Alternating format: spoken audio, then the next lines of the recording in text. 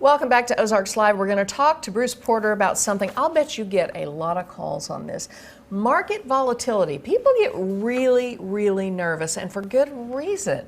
They do. I mean, you know, market volatility, that goes back for decades. So my entire career, that's been a topic because it's constant. You know, the markets change daily. And so remember years ago on the news, they would put the volume traded daily on the Dow and the NASDAQ and all that. And notice that they don't do that anymore. Not the volume, I guess not. But some stock prices, yes. But you're talking about because the the volume. screen's not wide enough to put the number of shares traded. Yeah. When you get into the hundreds of billions and higher, the numbers are unrealistically large. And so people can't believe that that's going on. But the truth of the matter is there is so much volatility because in the modern age of trading, in the markets, the free markets, we're seeing a huge volume of shares traded in seconds, milliseconds. Which means things can go sideways in a hurry. Well, they can because there's pre-programmed algorithmic computers that are trading fractions of stocks in milliseconds.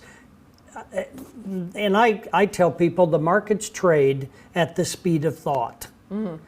By the time you and I think of a play or a move, it's too late. A computer somewhere has traded that share, that position millions of times by the time we place the order and do the deal. So when you're in a volatile situation, when you're in a variable situation, my advice is don't gamble with what you're not willing to lose. And then you'll never be disappointed. And too many people have too much money leveraged because they're spoiled to the past growth and they don't take lessons. And the lessons are what goes up can come down, what goes down can go up. It's the timing. The problem with timing is, do you have time to recover? Do you not?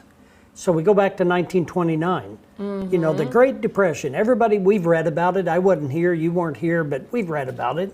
Oh, sure. What I didn't realize till later in life, it took 24 years to recover.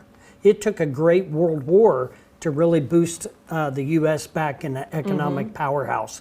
And so, you know, you figure if you had, no one had any money back then, but if you had $10,000 in 1929, it was 1953 before you got back to that level. Now, that's significant because that means during that period of time, you couldn't touch that money. So now if we fast forward, and we just go to 2000, 01, 02, the dot-com bubble. Then throw in there, in that same decade, the financial crisis of 08. Yeah. What you got to realize is from about the year of 2000, 1999 was a peak, all the way through to 2010, before the markets got back up, was 4 years longer. It was 2014 to get back to what the level of the market value was in 1999. So terrifying. When you think about that, and that is without touching it. So that's not manipulating it, that's not taking income. So if you're retired and you have a leveraged position in the market and you're depending on that for income in the future, you better think twice about the volatility. Because if it drops and you don't have the ability to take income, that means you have to sacrifice your standard of living because of an unknown event. Right.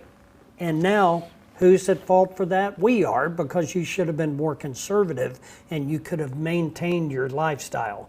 But people just don't think like that. They always think it's going to do great, and they forget the bad days, the Black Mondays. And they can be very reactive too. Now, this doesn't mean you need to sell everything and put it in a mason jar and bury it in the backyard, right? Okay, so have a conversation with someone before you do Draw a something. good map if you do. Yeah. No kidding. All right, so Bruce Porter here at the Resource Center, his whole staff can help you figure out how to navigate all of this and That's right. make sure you don't run out of money while you still need that money. Check out the QR code at the bottom of the screen. That'll take you to all the information to get in touch with him. Wow, yeah. That's a lot to take in. Deep breaths, yeah. Give us a call. Bruce Porter, thanks.